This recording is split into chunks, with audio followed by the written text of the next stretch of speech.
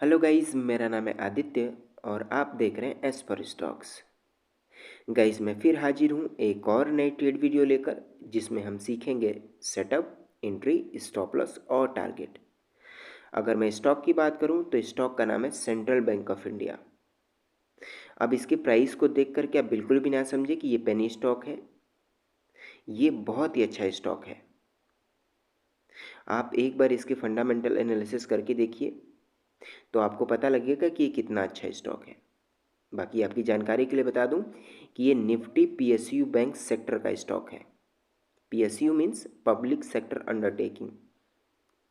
अगर साधारण भाषा में बात करें तो in the hand of government. तो जो बैंक गवर्नमेंट के हाथ में होते हैं तो उनका डूबना लगभग ना के बराबर होता है। मतलब वो आपके पैसे, आपकी कैपिटल लेके कहीं नहीं जाएंगे।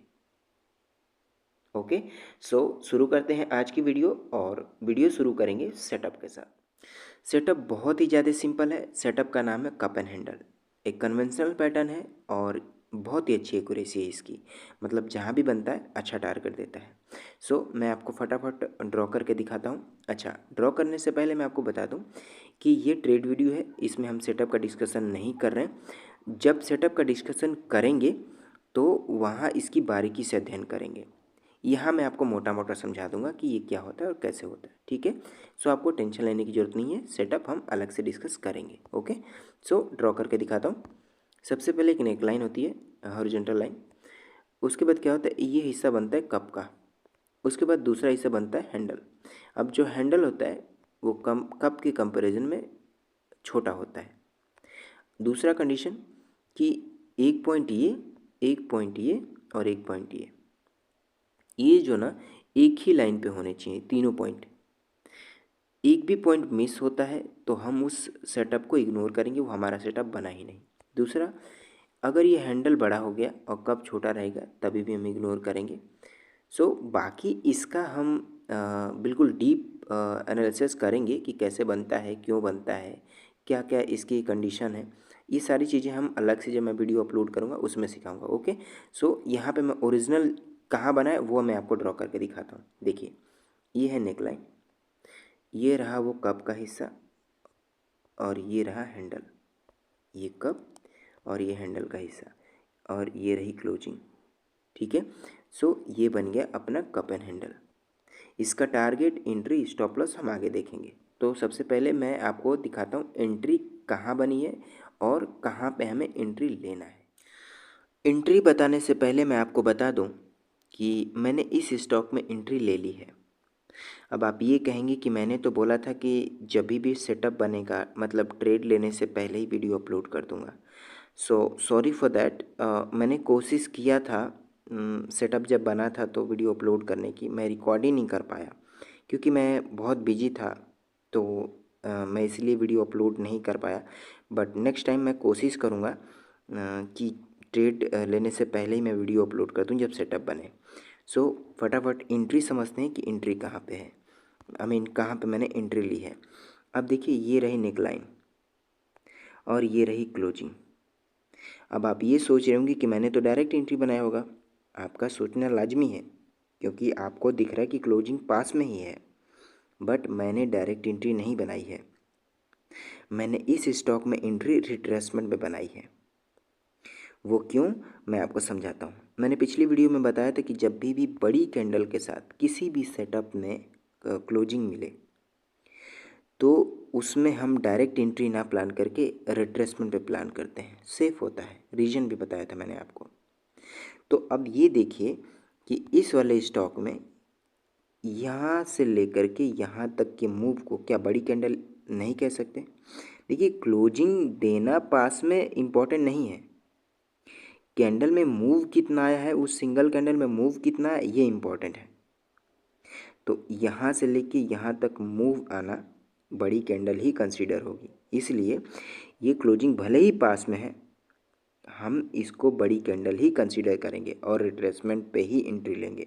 तो मैंने एंट्री इस डेली के सपोर्ट लाइन पे बनाया है। अब ये देखिए, ऐसे सारा लिखा हुआ है, मतलब डेली का सपोर्ट। अब ये इतना क्यों इम्पोर्टेंट है यहाँ देखते हैं। ये देखिए, यहाँ पे रिजेक्शन, यहाँ पे भी रिजेक्शन पास में ही है, यहाँ पे भी रिजेक्शन है, यहाँ पे भी रिजेक्शन है। तो पॉसिबिलिटी ये है कि यहाँ पे भी रिजेक्शन हो, और होगा, पक्का होगा। तो हमारी एंट्री इसी डेली के सपोर्ट लाइन के पास है।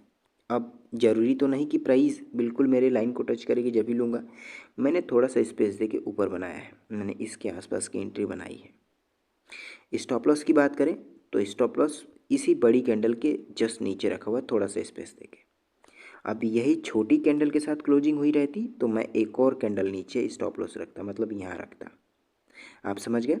अब बात करेंगे अगर टारगेट की, तो इसमें टारगेट क्या होता है, जैसे स्मॉल डब्ल्यू में हमने टारगेट देखा था कि यहाँ से लेके यहाँ तक का जो प्राइस रेंज होता है उसी के बराबर का हम टारगेट रखते हैं, और हम पीछे देख लेते हैं कि कोई बड़ा सप्लाई जो ना हो, बस उतने का टारगेट हम लेते हैं। इस वाले सेटअप में इतने का ही टारगेट बनता था, लेकिन जब मैं एनालिसिस कर रहा था तो मैंने देखा कि इसका टारगेट यहाँ पे नहीं बुक करके इसका टारगेट और ऊपर बुक करेंगे, 62 के आसपास, यहाँ के आसपास इसका टारगेट बुक करेंगे। वो क्यों, वो मैं आपको दिखाता हूँ। देखिए, ये पढ़िए आप, price is running from 6M, मतलब half yearly demand zone, so hold for big target. ऐसा क्यों है, ये मैंने ऐसा क्यों लिखा है वो मैं आपको डिमांड जोन दिखा के बताता हूँ। देखिए, सबसे पहले हम टाइम फ्रेम चेंज करेंगे, हाफ ईयरली के टाइम फ्रेम पे आ जाएंगे, चार्ट को थोड़ा सा एडजस्ट करेंगे। यहाँ पे आप देख रहे हैं हाफ ईयरली का डिमांड जोन। अब ये डिमांड जोन सप्लाई जोन कैसे मार्क करना है वो हम अलग से देखेंगे। मोटा मोटा अगर बता दूं तो दो तरीके से मार्किंग होती है, एक होती है वीक टू वीक, वीक से वीक, और एक होती है बॉडी टू वीक, मतलब बॉडी से वीक। दो तरीके की मार्किंग होती है। ओके, सो यहाँ हमने वीक टू वीक कंसीडर किया है। तो ये रहा हाफ ईयरली का डिमांड जोन। प्राइस इस ग्रीन कैंडल से नीचे आती है, मतलब ये जो वीक बना है मतलब प्राइस नीचे आई है, यहाँ से आती है, यहाँ से, और यहाँ से ही चल रही है, इसी वीक को टच करके चल रही है। तो प्राइस हाफ ईयरली के डिमांड जोन से चल रही है। तो लॉजिक ये कहता है कि अब इसे हाफ ईयरली का सप्लाई जोन ही रुकेगा। ये रेड लाइन देख रहे हैं आप, रेड लाइन आप देख रहे हैं, ये रेड लाइन है हाफ ईयरली का सप्लाई जोन। तो लॉजिक मैंने बता दिया कि हाफ ईयरली से अगर प्राइस चल रहा है, हाफ ईयरली के डिमांड जोन से प्राइस अगर चल रहा है तो हाफ ईयरली का सप्लाई जोन ही उससे रोकेगा, या क्वार्टरली का ऑसम टाइप का कोई सप्लाई जोन हो तभी रुकेगा, अदरवाइज नहीं रुकेगा, वो हाफ ईयरली से ही रुकेगा। ओके, अब जो हमने टारगेट सेट किया है वो इस मैजेंटा लाइन के आसपास सेट किया है। ये जो आप देख रहे हैं line, horizontal line magenta, W strong R लिखा हुआ, मतलब वीकली टाइम फ्रेम का ये बहुत ही स्ट्रॉन्ग रेजिस्टेंस है। अब ये वीकली पे ही नहीं है, यहाँ पे देखिए, यहाँ पे रिजेक्शन तो है ना, तो हाफ ईयरली पे भी है, ये मंथली पे है। अगर आप टाइम फ्रेम चेंज करके देखेंगे तो आपको पता लगेगा, ये क्वार्टरली पे भी है। तो ये बहुत ही स्ट्रॉन्ग सप्लाई जो है, इससे थोड़ा सा पहले हम बुक करके निकल जाएंगे। वापस से मैं दिखाता हूँ टाइम फ्रेम चेंज करके, just 1 minute. Daily time frame पे आएंगे, चार्ट को थोड़ा सा एडजस्ट करेंगे, वापस आ गए हम। अब एक चीज़ मैं आपको और बता दूं कि यहाँ पे ना डेली का एक ट्रेंड लाइन है, उसका भी ब्रेकआउट है।